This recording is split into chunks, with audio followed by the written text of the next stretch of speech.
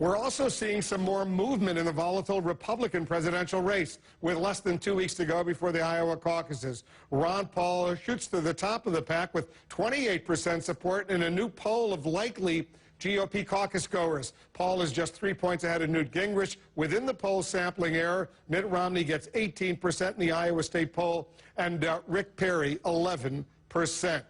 Ron Paul under tougher scrutiny now that his poll numbers are climbing. Iowans are buzzing about the real possibility that Ron Paul might actually pull an upset win on January 3rd. Our chief political analyst, Gloria Borger, spoke with Ron Paul just a little while ago. I understand, Gloria, the interview got a little contentious.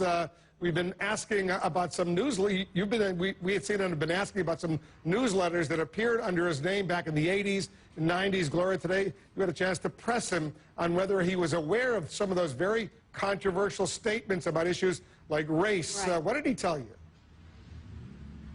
Well, Wolf, I know you've asked him about these newsletters, and today I pressed him about whether he had actually read any of those newsletters that went out under his name. Listen to what he said.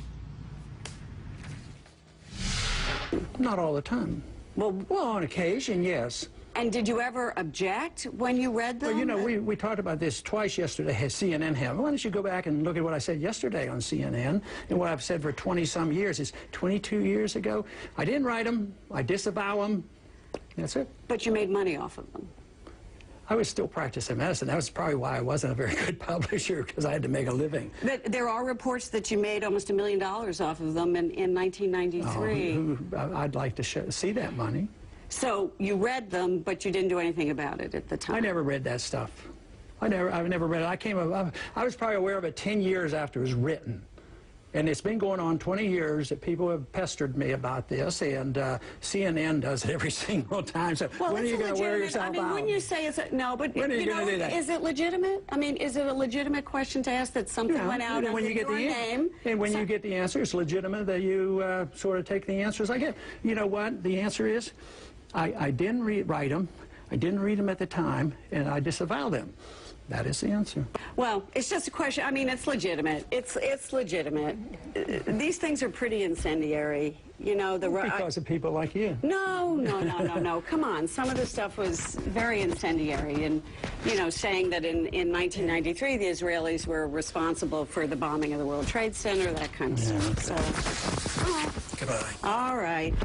Thank you, Congressman. I appreciate your answer. I appreciate your answering the questions, and you understand it's our job to ask them. Thank you. Seems like Ron Paul got tired of talking about it, Gloria. It's a tough series of questions you asked him, but you obviously had to ask him. Well, I did have to ask them. He clearly thinks it's irrelevant. He thinks it's been asked and answered, that these newsletters went out over 20 years ago, and he said he had nothing to do with them. So it's clearly a question he'd rather not be asked.